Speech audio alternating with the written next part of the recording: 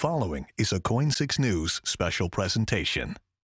This year, Coin 6 News goes beyond pride. Coin 6, Portland's Pride Station in the United States, now federally protects gay and interracial marriages. Since last year's Pride, the news that's impacted the lives of the queer and trans community has been constant, sometimes for better. This after President Biden signed into law the Respect for Marriage Act. And sadly still for worse. Tennessee is the latest state to ban minors from both gender-affirming care and drag shows. From LGBTQ people who have been attacked. A transgender student hospitalized after being attacked at Kalama High School. Police are searching for a motive after a 22-year-old man opened fire in a gay nightclub in Colorado Saturday night. 5 people were killed, a lot more were injured. 2 Pride events under threat. We are digging deeper after a Pride Fest at a Portland elementary school today was canceled because of a flurry of harmful threats. New developments tonight following Saturday's arrest of a group of suspected white supremacists wearing riot gear near a Pride event in Coeur d'Alene, Idaho. And businesses who support queer, trans, and drag artists. Heathen Brewing Farrell Public House, that's in Vancouver, is now temporarily closed. It was vandalized this past weekend. People protesting a spring fling drag brunch. We're definitely not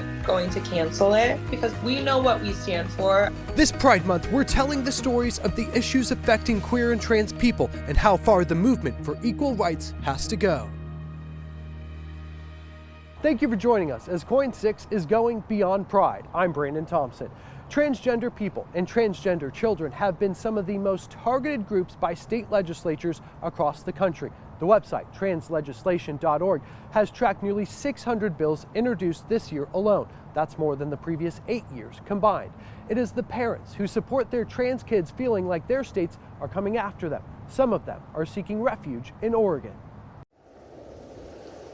When you ask Karen's transgender daughter about her favorite things, I really like the scenery, the nature, big trees. You find her appreciation for the natural world around her. So I think it's really cool what this place can do with nature. I think it's really satisfying. We're not using her name to protect her privacy. 11 years old now, Karen's daughter knew she was trans when she was 3 years old.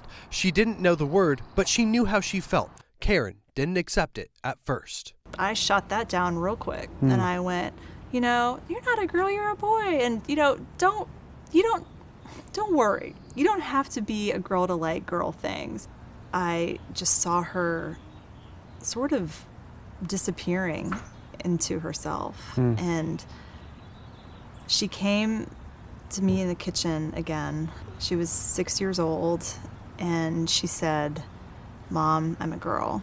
And I repeated the same thing. You don't have to be a girl to like girl things.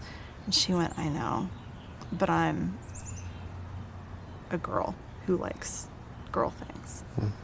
And she just held my gaze, and I knew that she meant it, and that I didn't understand, but that it was my job to find out because I'm her mom. Her love for her child turned into advocacy. Protect trans kids! Protect trans kids! In 2021, Karen had joined other people rallying at the state capitol in Austin against a slate of bills targeting health care for transgender children, like puberty blockers, or even seeking therapy from a behavioral health provider. Puberty is an awkward experience for all of us, but for transgender youth, it is traumatic. The bills, the attacks were relentless. Attacks on their health care, trying to go after the providers of care that has been deemed best practice medical care by literally every major medical association. They were successful that year. Then in 2022, Governor Greg Abbott, facing primary challenges to his re-election, ordered the state's Department of Family and Protective Services to investigate providing gender-affirming care as child abuse and investigating the parents who provide it to their children. I would say, well, I'm going to stay here and fight until they start trying to take my kids away. And I would say it kind of this oh, well, that's never going to happen. But then it did. And so we were advised to leave. To leave before we couldn't leave. Karen was not seeking that care for her daughter at the time. She was told by lawyers that her public advocacy made her a target. She remembers the children of family friends who were approached at school by protective service agents. She had to train both of her children about what to do if that happened to them. How do we talk to our children about the fact that strangers might pull them out of their classroom? And we had to talk about, here is the little card that you will carry around with you in your pocket and in your backpack. And if CPS shows up at your school, you show them the card that says, I do not consent to speak with you. This is my lawyer's information. He moved because a lot of the politics in Austin were not that great. A lot of capital stuff. Yeah, it was pretty bad. A year ago, Karen feared not only for her daughter's safety, but the effect of the politics in Texas was having on her. Her daughter was having panic attacks, and one day in the car, the severity of her stress became clear. Karen asked her daughter if she wanted to record a statement for a rally in front of the Texas governor's mansion. And I asked, do you want to say anything? And she was very quiet. She was sitting behind me. And then I just heard her little 10-year-old voice ask, am I going to die? It seemed to come from out of nowhere, except no, like that sort of question must be on her mind constantly. Hearing about all of this hate, all these lies about her. And so I pulled over and I asked, why would you say that? Of course you're not going to die. She looked at me and said, because everybody here hates me. And I just knew, like, I can't ask her to grow up in a place like this. The order from Greg Abbott to investigate families of trans kids was struck down by a court last summer, just as Karen's family was fleeing the state. Karen and her husband are Texas natives. Her husband's employer saw the stress the political battle was having on their family and helped accommodate their move to Portland. But this year, during testimony on Texas lawmakers' attempt to ban gender-affirming care for minors, Karen's daughter saw this video of a family friend being taken to the ground by Texas law enforcement. Karen was sent the video by friends in a flurry of messages. I made the mistake of opening it, and my daughter saw this friend of ours who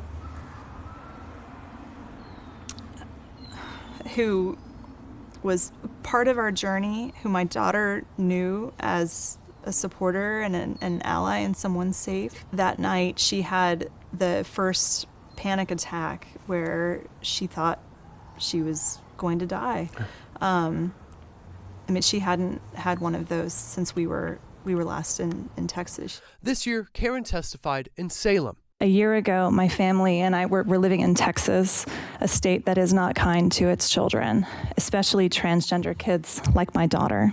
Finally, in support of legislation around trans rights, Karen wanted to testify to make sure what happens in Texas does not happen in Oregon, so her daughter can be free. When we got into Oregon, we went downtown, and then there was this massive Pride Festival, and I thought it was really cool.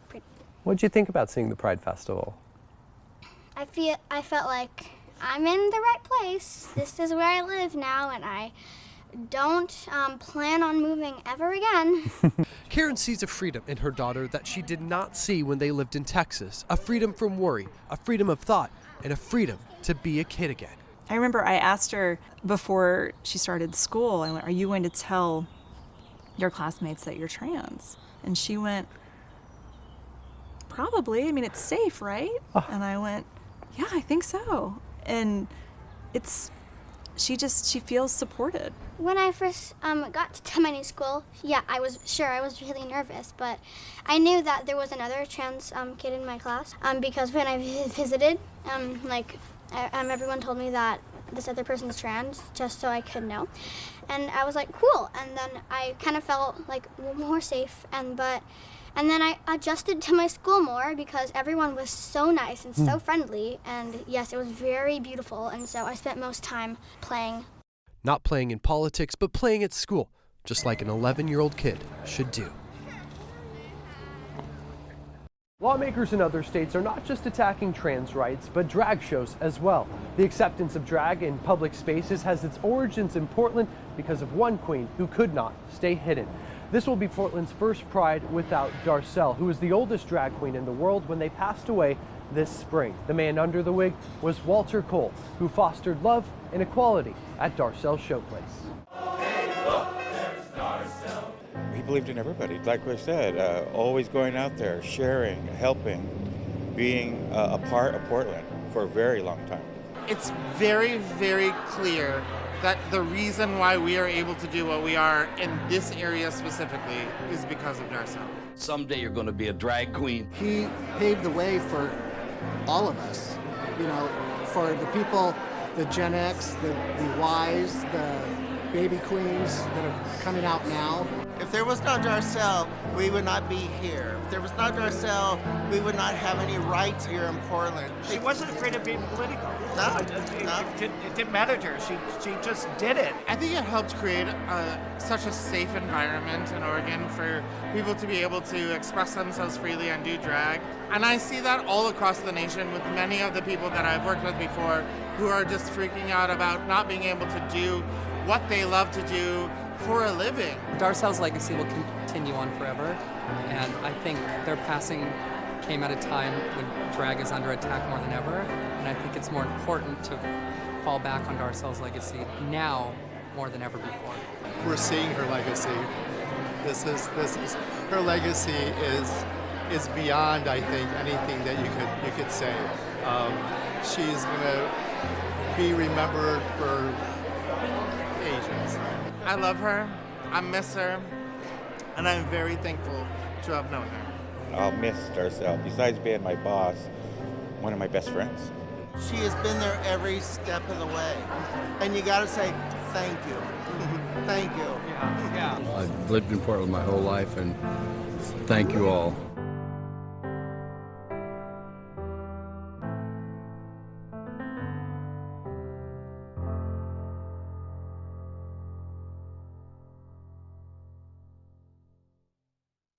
Darcel's showplace is one of many landmarks for the queer and trans community across Portland. So is this street, Harvey Milk Street. It's changed over the years, just as the makeup of businesses hoping to make a more inclusive city. That includes the city's first lesbian bar. Those stories are coming up after the break. KOIN 6 and Portland CW are going beyond Pride. Pride had been held in some fashion in Portland since the early 70s, but it was 76 was the first march in Portland.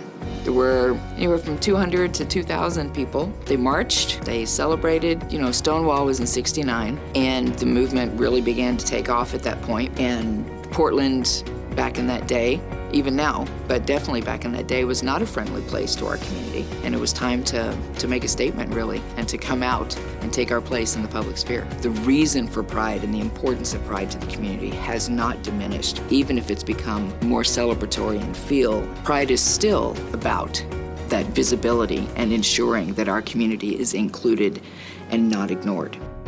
Brought to you by Oregon Health Insurance Marketplace. If you're losing Oregon Health Plan or experiencing another life change, the Marketplace can keep your health covered. Preview plans and savings online. Developing now, police are searching for a motive after a 22-year-old man opened fire in a gay nightclub in Colorado Saturday night. 5 people were killed, a lot more were injured. The Portland community coming together to show solidarity and, more important, resilience. I know, Brandon, this is somewhat personal to you. You moved to Portland from Colorado Springs just last year. It is one of just 2 places in Colorado Springs specifically for the queer community. The suspect accused of a mass shooting at an LGBTQ nightclub in Colorado is facing more than 300 felony charges. District Attorney Michael Allen said that the hundreds of counts in the case are meant to send a message. We're not going to tolerate actions against community members based on their sexual identity. When Club Q was attacked, it opened painful scars for the queer and trans community. Queer bars and spaces have been the place for years that LGBTQ people can come together, be themselves, and be safe. It was one of the first places I could go to be out and feel safe while doing so. The Pink Triangle in Portland has been the neighborhood for those businesses for years. Several of them have moved to other areas of the city, but one remains, and the man who runs it says when Club Q was attacked, it felt like an attack on his community and his home as well. I was in Colorado Springs when it happened. I didn't quite understand or believe what had just happened. Visiting family in the city he grew up, Monroe Roast, who is the general manager of Scandals in Portland, felt the attack on the queer gathering space in Colorado Springs.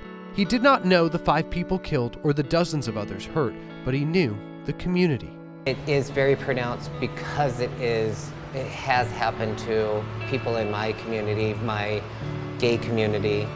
but it's not just that. It hits so close to home on many different levels, not just because I'm from Colorado Springs and not just because it was a gay club, but it's human lives that are being taken. What did it feel like coming back to Scandals and having this bar that you're hoping to have as an opening, accepting place for people, knowing that one of those places just got attacked? I was a little afraid and nervous for this bar or any bar. But then I thought, I don't want to be afraid. And I'm not going to be afraid. Fear is what Monroe hopes the queer and trans community can leave in the past. It was why Scandals originally opened back in 1979. The intention back then, when the original owner first opened it, was to make a safe space for the gay community to come. You always had to hide if you were, hide what you were, who you were, because it's always been so frowned upon to be gay, trans, drag, all of it. Scandals has moved from its original location to this spot on Harvey Milk Street. Originally, the building had just a door and 4 walls. The owner brought in big windows instead, coming out of hiding and welcoming in anyone from the outside.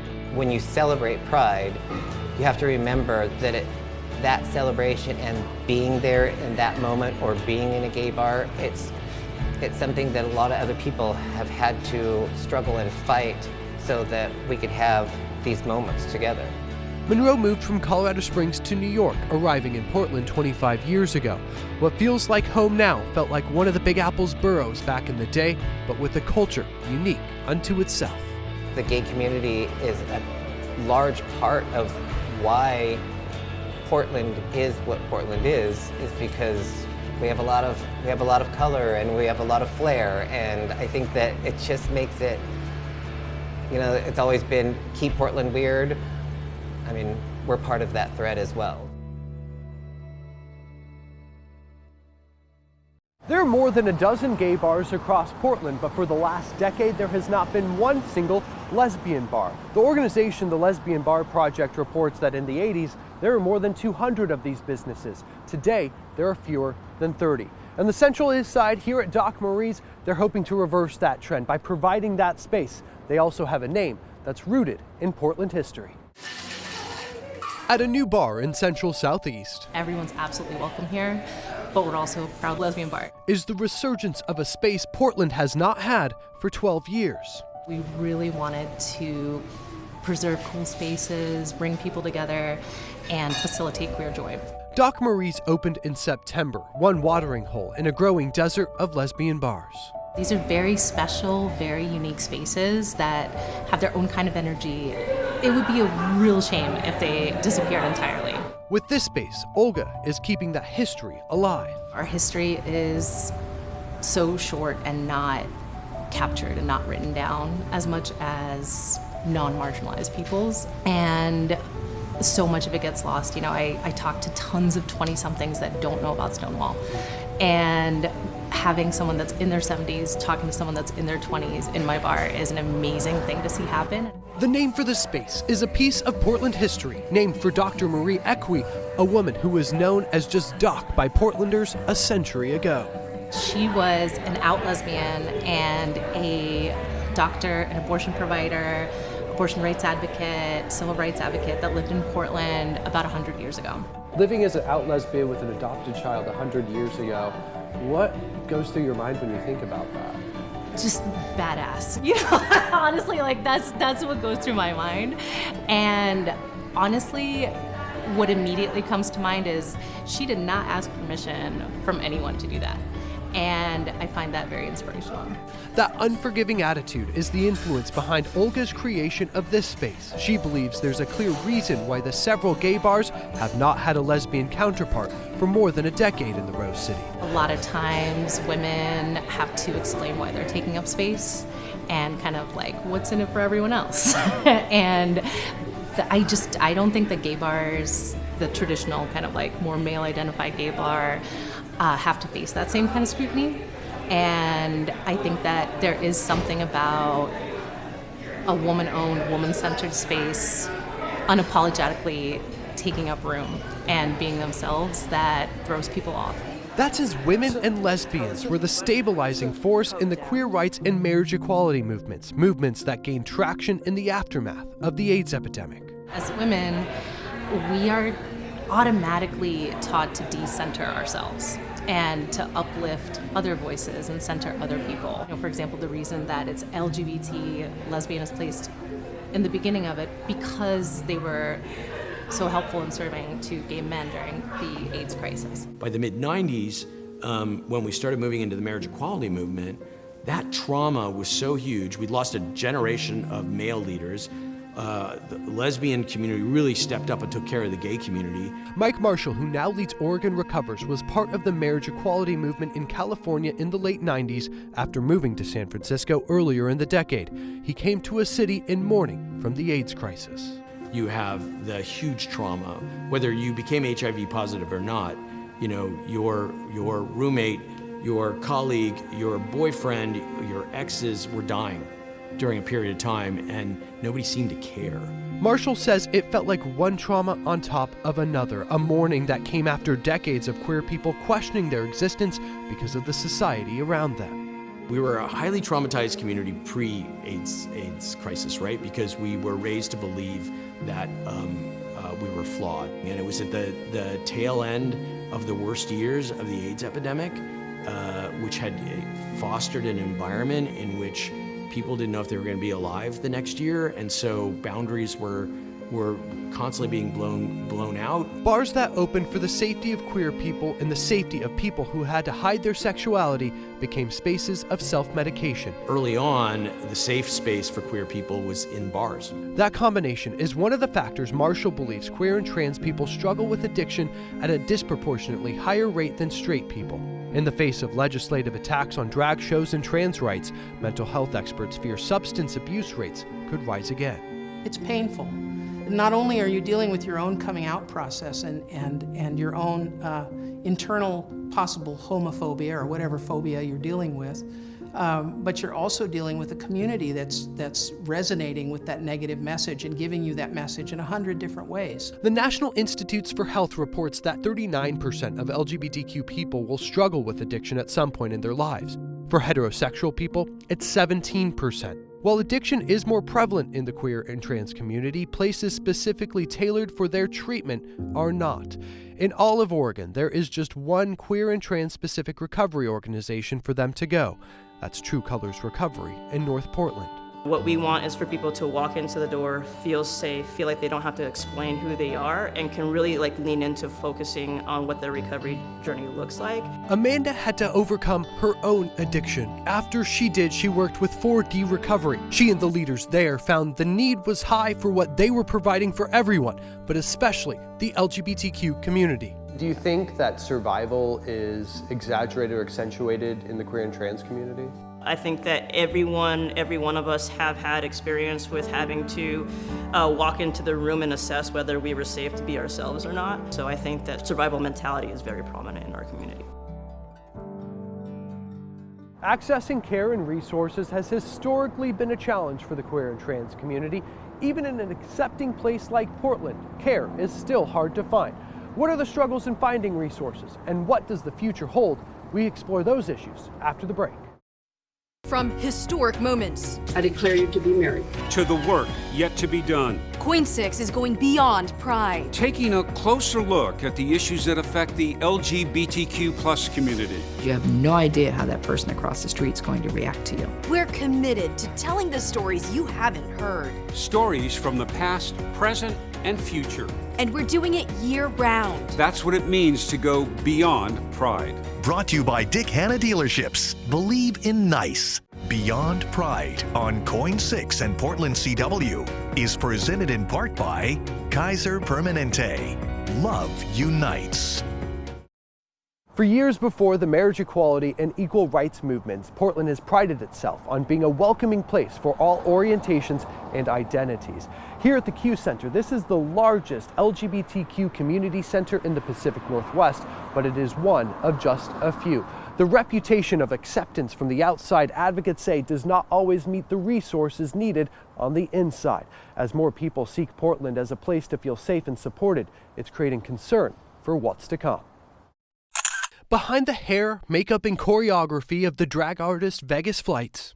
Portland always has had this beautiful magic about it where we have so many options and opportunities for people to be who they want to be.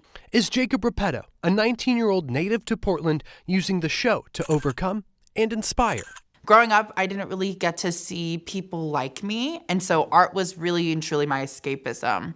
It was kind of like the oxygen that my lungs needed. REPETTO created The Takeoff, a drag show for teens, providing the example he never had growing up. Did you feel pressure to normalize as a child, or? Oh, 100%. I think everyone does. I think everyone as a queer person is like, it would be so much easier if I did not feel this way or did not have to experience this at all. Despite the magic the Rose City has shown him, he's felt its thorns as well. While his family was always accepting, Jacob's classmates were not. Bullying from classmates in school led to a depression diagnosis when Jacob was just 8 years old. I had kids threatening to kill me. I had kids that were physically assaulting me. I was punched, slapped, whatever. It's still scary to be out because you have no idea how that person across the street is going to react to you. Portland often finds itself at the top of the internet lists for the most queer and trans-friendly cities or most accepting places. But in Porta's decades of leading the city's Pride Festival at Pride Northwest, she has seen a different reality. I have a lot of friends and know a lot of folks in the community who are even more unsafe than I am. There's just this visceral reaction from people when it comes to bucking those gender lines that brings an unsafe something out of them toward our people. The Department of Justice's hate crime data shows 15% of hate crimes in Oregon for the latest year available were because of gender identity or sexual orientation. The number of crimes reported rose from 31 in 2018 to 45 in 2020. While data from since when COVID began is not available, Porta believes the pandemic caused a lack of visibility that has continued the trend. I mean, this is why I talk about the origins of pride and that taking of our place in the public sphere, because it is very easy to ignore a community that is living on the margins as a whole. And the pandemic has shown me that front and center. In the 30 years Porta has been in Portland, she has seen the visibility of the queer community erode in policy decisions. She and other queer and trans community leaders say they were ignored when Portland City Council voted to create sanctioned campsites. And there's been zero planning around that process to take into account the very real dangers for our people when it comes to large congregate settings. I think the biggest challenge that I've seen is that I think Portland as a whole, the value system within Portland is one of inclusion. The infrastructure does not follow. Ian Morton operates the Q Center, the largest LGBTQ community center in the Pacific Northwest. Morton has seen the lack of care for the trans and queer community show in Portland's most visible societal struggle, homelessness. The Williams Institute at UCLA finds that nationwide, 6% of cisgendered or straight people will find themselves homeless at some point in their life. For queer and trans people, it's 17%, and in Portland, there's only one designated place for them to go, the 60-person Queer Affinity Village in Southwest Portland. There are folks who would rather take their chances out in the elements than engage in some of the services because they feel as though they're not designed to serve them. A lot of trans and queer folks, unhoused trans and queer folks that I've met with don't access shelters because they're gendered and that doesn't feel safe to them. Katie Cox helped found the Equa Institute. What was a clinic for the queer and trans community has become an organization that helps people find health care in a place that will accept them and understand them. Portland has gotten a lot better as it pertains to like physical medical care for queer folks. I think there could always be more. I think that where we really lack in is queer and trans mental health providers. I think that's a really big piece. The barriers of access for queer and trans people who are already in Portland are compounded in Morton and Cox's eyes because the reputation from the outside, Morton says, people are finding refuge in Portland in an attempt to escape the anti-LGBTQ laws passed in other states.